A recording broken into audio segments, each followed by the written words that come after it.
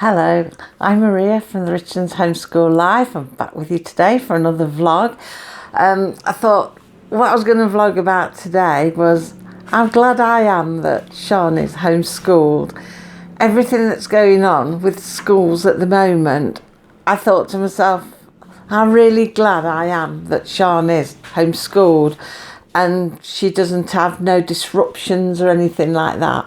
And the reason I say that is, probably you've guessed, is all this business about schools going on strikes.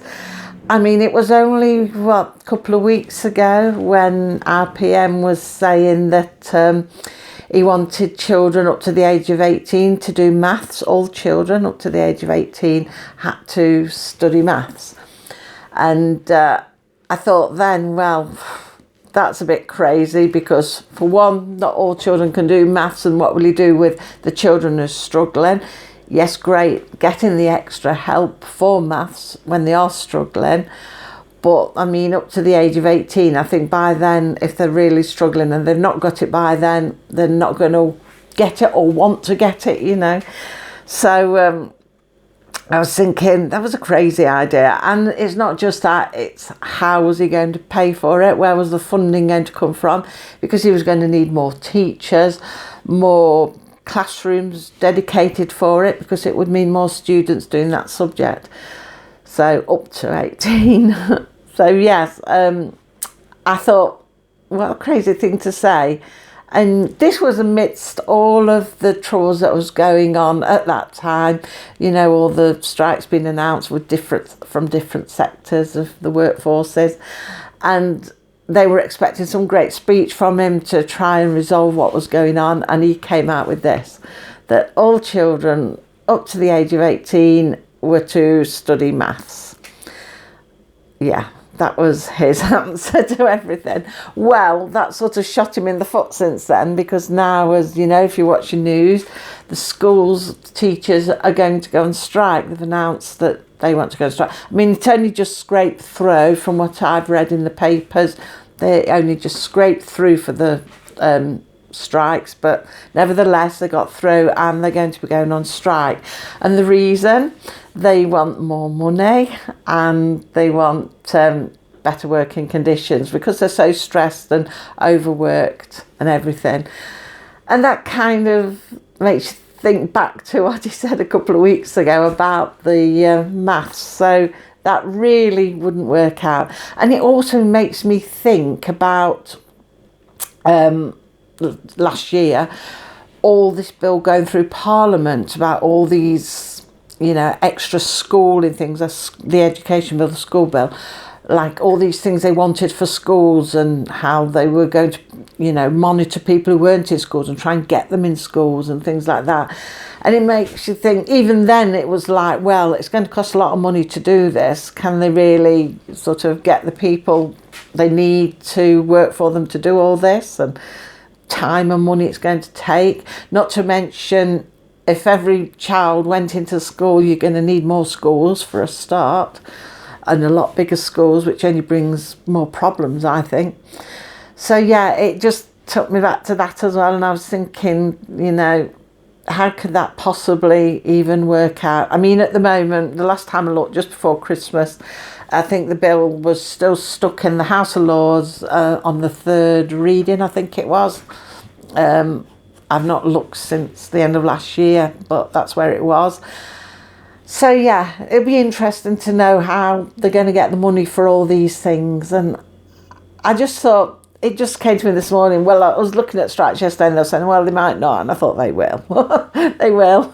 Everybody's on the game for striking at the moment, isn't it? It's sort of the in thing at the moment. Let's go on strike.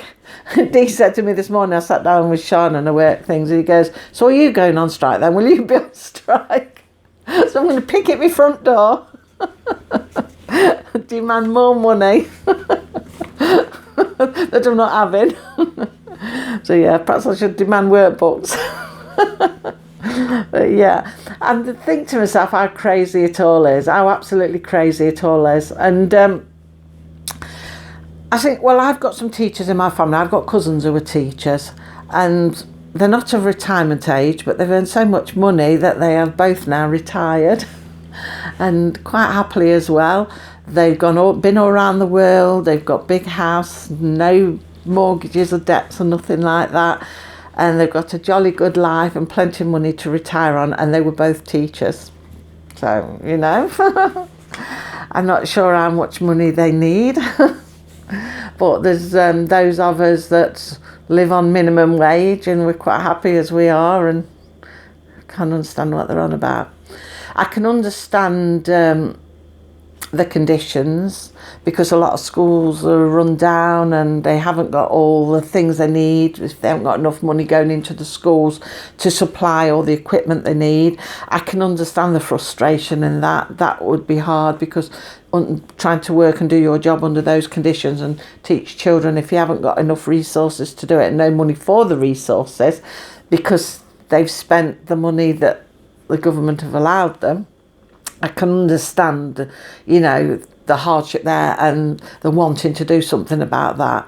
And that's good, because if you're wanting to do something about that, it shows that your passion is in your teaching and you want to teach those children, and you feel you can't do it well enough because you haven't got the resources, because the funding isn't there. That I can understand, and I sympathise with that. And, I think they've got it right there, really.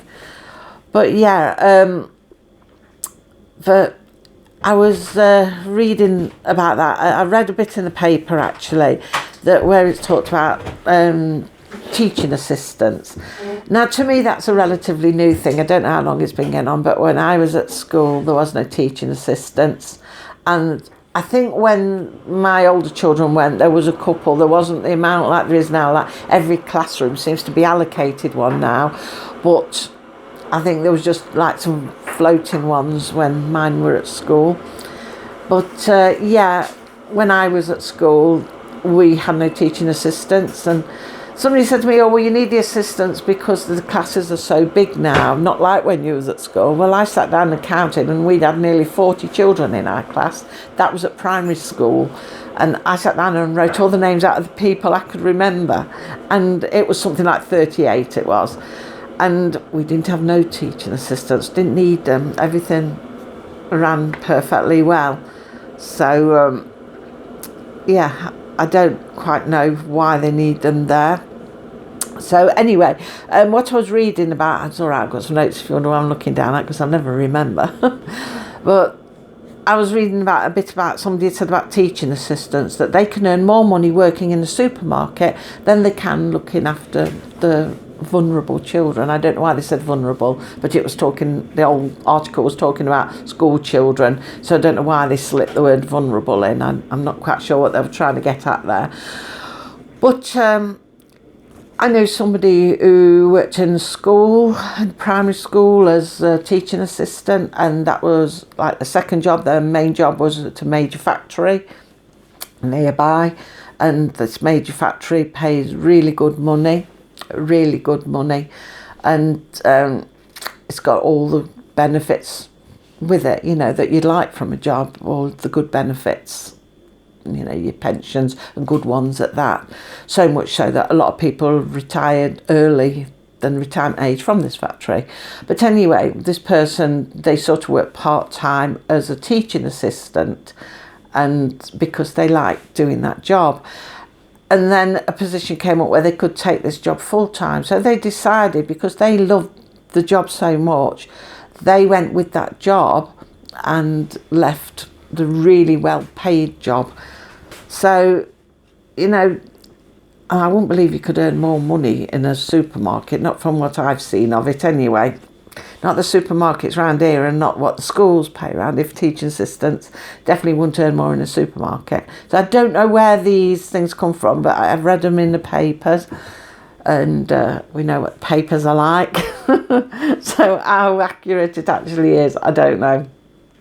But yeah, I don't believe that would be the case, So obviously now they're all worrying about GCSEs and A-levels and what the impact of strikes is going to have on things like that.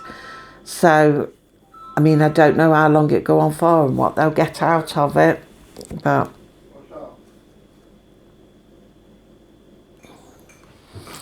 So yeah, I had a bit of an interruption then. The other phone rang. Yeah, so they're worrying now anyway about all the interruption to school learning. They said they're going to have to go back to the style of learning they had in 2020 throughout the pandemic, online learning and things like that. And they're worrying it's going to damage children's learning and that kind of thing. And one of the things that always grates me is when they say that it's putting children behind. Children are getting behind. Behind what? Behind from what, I should say. You know, what is the marker? What are they behind from? How are they falling behind? Every child's at a different level anyway, but it's just the fact that schools are lumping them all into one setting for an age group and expecting them all to achieve one thing. And they can't all achieve one level. For a start, I mean, I take, for instance, like my granddaughter and my daughter. They're nearly a year apart from each other in age, only a couple of months in it, but they were in the same year because of how the school years fell. I mean, how can they expect somebody who is almost a year younger to, you know, be as progressed as somebody who's almost a year older? But they lump them all together so it keeps them all learning the same thing. So then if they're not all there in the classroom, all learning the same thing at the same time, then, you know, they class them as being left behind. That's strange. So really, like, because Shani's homeschooled, maybe she'd be classed as being left behind. She must be left behind. Left behind from what, I don't know, because she knows so much stuff that they don't even teach in schools. So left behind from what? Maths, maybe, because she doesn't do maths, so we're back to the good old maths again. You know, I don't know. I just don't know what all that is about, or where everything's going to end. But it just seems to me at the moment the world's gone mad, striving for riches. Everybody wants more, and I was just quite happy, next to nothing, just living off lettuce and greenhouse. You know, I don't want the hassle of the world. I don't want it all. It just seems crazy to me. I don't want to strive for riches. It does nobody no good. Strive for riches. So yeah, I'd rather just, you know, be left alone and whatnot. But yeah, Shana's even just says to me, she was talking about, because she hears all of this, and she was saying to me about GCSEs. She said, do you think I should do GCSEs? And I said to her, is this what you really want to do? She says, well, no, but I think I should. And I said, why do you think you should? She said, because I won't get a job. Why she thinks she's not going to get a job, I don't know. And she's saying, well, what if Hopperties doesn't take off? I won't get a job. But like, there's lots of things out there you can do. But I mean, if you want to do GCSEs, we'll do some. So what I'm thinking about now is getting some books, you know, like I've had the Key Stage 3 books, just picking something a little interesting. I said, what about if we get a history book in GCSE and you can see what it's like and what you think about it and do it that way? And it'll give her time to think, does she want to do GCSEs? I mean, if she wants to do them, she should want to do them because she wants to do them, not because some bigwig says you're not going to get a job if you don't do them. You know, what did they say? All roads lead to Rome. So if Rome's the job, many roads will lead to it. So you don't just need the one that they're trying to send you down. You go down a small back lane if you want. Might take longer, but it'll be more successful. So yeah, I just had a moan today. It's just like seeing all these things and makes you think about things, doesn't it? And it certainly makes me think how grateful I am that I homeschool, well, Sean is homeschooled, and that we can choose and decide what we want to do. And like I say, if she wants to do her GCSEs, she can actually go and do them. And she said, where would she do them? I said, well, college is an option. We could look into college if she was interested. So I said, we'll have a little taste of doing some of these books and see what you think. But she shouldn't worry about it because of job-wise, because like I say, there's plenty of ways of getting to that. And as for all these strikes and things like that, well, the Richardson Academy is not going on strike.